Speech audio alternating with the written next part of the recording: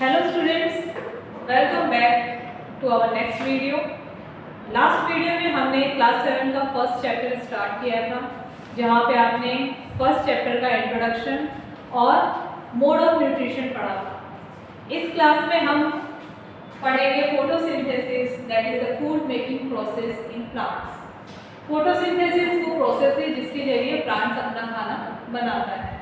हमने पढ़ा था प्लांट्स ऑटोट्रॉफ्स कहलाते हैं क्योंकि वो अपना खाना खुद बनाते हैं, और प्लांट्स जो खाना बनाने के लिए जो सिंपल चीज़ों की उसको ज़रूरत होती है उसको एनवायरनमेंट से मिलती है, उस तरह के न्यूट्रिशन को हम ऑटोट्रॉफिक न्यूट्रिशन कहते हैं, राइट। अब नेक्स्ट, प्लांट जो होता है खाना कहाँ बनाता है? लीव्स में। किसमें बनाता है? लीव्स में, पत्तियों में। पत्तियों में क्या होता है? क्लोरोप्लास्ट होता है।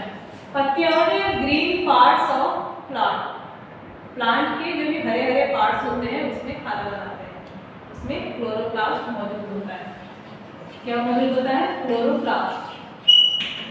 चाहे वो पत्तियां हो चाहे वो ग्रीन स्टेम है, जो हरे जो छोटे छोटे पौधे होते हैं उनके जो स्टेम भी होते हैं वो भी ग्रीन कलर की होती है, तो उनमें क्या मौजूद होता है? क्लोरोप्लास्ट।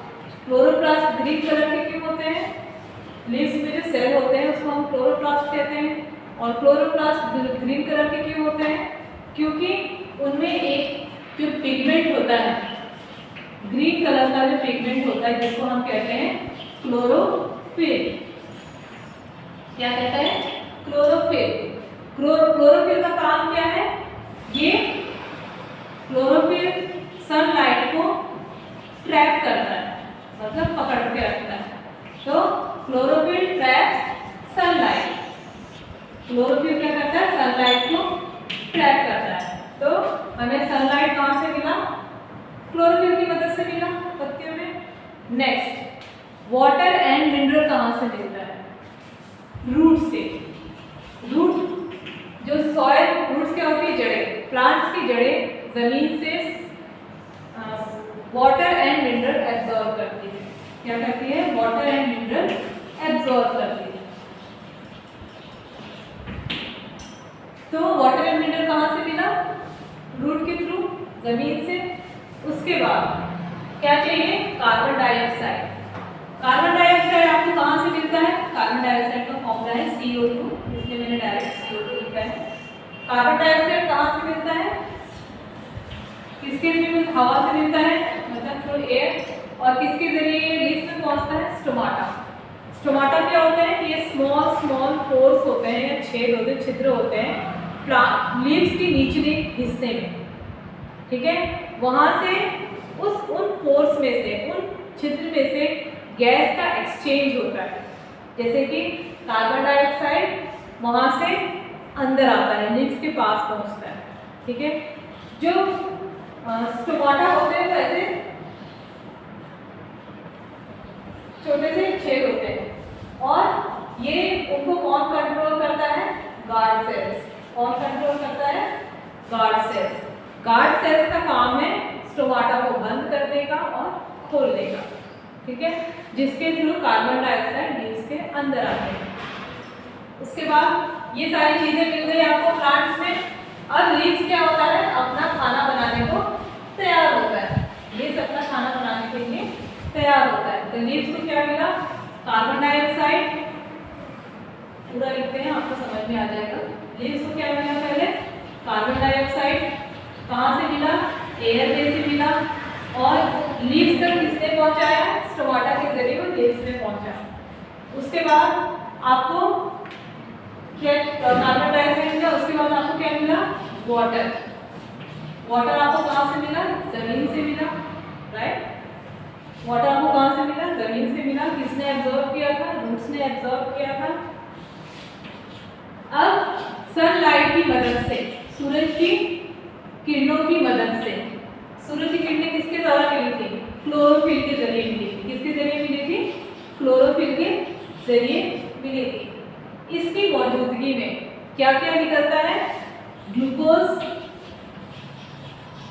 जब ये दोनों चीजें इसकी मौजूदगी में, सनलाइट की मौजूदगी में रिएक्ट करती है पत्तियों के अंदर, तो हमको क्या मिलता है, glucose plus oxygen, glucose plus oxygen. ये ऑक्सीजन तो स्टोमाटा के जरिए बाहर निकल आता है, ठीक है, हवा में मिल जाता है। और ये ग्लूकोज क्या होता है, ग्लूकोज का कुछ हिस्सा प्लांट्स एब्जॉर्ब करता है, अपने काम में लेता है, और बाकी का हिस्सा जो होता है ग्लूकोज, उसको स्टार्च के तौर पर, स्टार्च के फॉर्म में उसे प्लांट्स के किसी भी पार्ट्स में स्टोर करके रख देता है। जैसे कि किसी प्लांट्स में फ्रूट में स्टोर हो जाता है, किसी प्लांट्स में रूट्स में स्टोर हो जाता है, किसी प्लांट में स्टेम में स्टोर हो जाता है ना, किसी में लीव्स में स्टोर रह जाता है। तो बाद में हम उस लीव्स का या फ्रूट्स को या फिर स्टेम को या फिर पत्तियों को खाते हैं, ठीक है। तो ये है प्रोसेस किसका, फोटोसिंथेसिस का। ये प्रोसेस किसका है, फोटोसिंथेसिस का। तो इसको एक बार और आप ध्यान से पढ़ना, ठीक है। बुक्स परचेज कर ली हो तो आपके लिए बहुत आसानी होगी समझने में, या फिर अगर बुक्स परचेज कर ली हो तो आप जब मैं इस वीडियो को, जब भी आप वीडियो देख रहे हो तो साथ में बुक्स भी रख लो, तो आपको अच्छे से और समझ में आएगा, ठीक है। अब हमारा नेक्स्ट पॉइंट क्या है, फैक्टर्स अफेक्टिंग फोटोसिंथेसिस। फोटोसिंथेसिस को कौन कौन से फैक्टर्स अफेक्ट करते हैं। जैसे कि पहला है लाइट इंटेंसिटी। लाइट इंटेंसिटी क्या होता है, अगर लाइट ज़्यादा तेज होगी तो फोटोसिंथेसिस का रेट ज़्यादा होगा। फोटोसिंथेसिस मतलब फूड बनाने का जो प्रोसेस होता है बहुत तेज़ी से होगा, ठीक है। पर अगर बहुत ज़्यादा लाइट होगी तो वो जो फोटोसिंथेसिस का प्रोसेस होता है वो स्लो हो जाएगा। बहुत ज़्यादा लाइट में तो कौन काम भी करेगा, हम भी नहीं कर सकते, तो प्लांट्स तो मुरझा जाएंगे। नेक्स्ट है नेचर ऑफ लाइट। लाइट में जो रेड पार्ट होता है और जो ब्लू पार्ट होता है उसमें फोटोसिंथेसिस का रेट तेज रहता है, ठीक है। बाकी जो हमारा जो लाइट 7 कलर से बना होता है, विबग्योर जिसको बोलते हैं, violet, indigo, blue, green, yellow, orange, red. तो जो ब्लू पार्ट और रेड पार्ट में फोटोसिंथेसिस का जो रिएक्शन होता है बहुत ही फास्ट रहता है, और बाकी जो पार्ट्स में रिएक्शन बहुत ही स्लो रहता है। नेक्स्ट पॉइंट है carbon dioxide and water. Carbon dioxide and water अगर भरपूर मात्रा में मिलेगा, है ना, अगर वो अच्छे मात्रा में मिलता है प्लांट्स को तो अच्छे से भोजन पकाएगा, राइट। नेक्स्ट है तो हमारा फोटोसिंथेसिस का रिएक्शन तेजी से भी बढ़ेगा। नेक्स्ट है टेम्परेचर। हमारा जो फोटोसिंथेसिस का जो रिएक्शन है उसमें 2 पार्ट्स होते हैं, एक तो लाइट रिएक्शन होता है, एक डार्क रिएक्शन होता है। तो लाइट रिएक्शन में इसका कोई रोल नहीं है, टेम्परेचर का कोई रोल नहीं है, क्योंकि लाइट में तो टेम्परेचर अपने आप ही रहता ही है। पर जो डार्क रिएक्शन है उसमें टेम्परेचर का रोल ज़्यादा रहता है। टेम्परेचर बढ़ेगा तो डार्क रिएक्शन तेजी से रहेगा। इन 4 के अलावा बहुत से फैक्टर्स हैं जो कि फोटोसिंथेसिस के रेट पे डिपेंड करते हैं। जैसे कि फर्स्ट है एज ऑफ लीफ। पत्ती अगर बहुत पुरानी होगी तो उसमें जो फोटोसिंथेसिस का प्रोसेस क्या होता है, स्लो हो जाएगा। जैसे जैसे उम्र बढ़ती रहेगी काम करने की क्षमता भी कम होती जाती है जैसे, तो पुरानी पत्ती में भी जो प्रोसेस होता है फोटोसिंथेसिस का वो कम होता है। नेक्स्ट है क्लोरोफिल।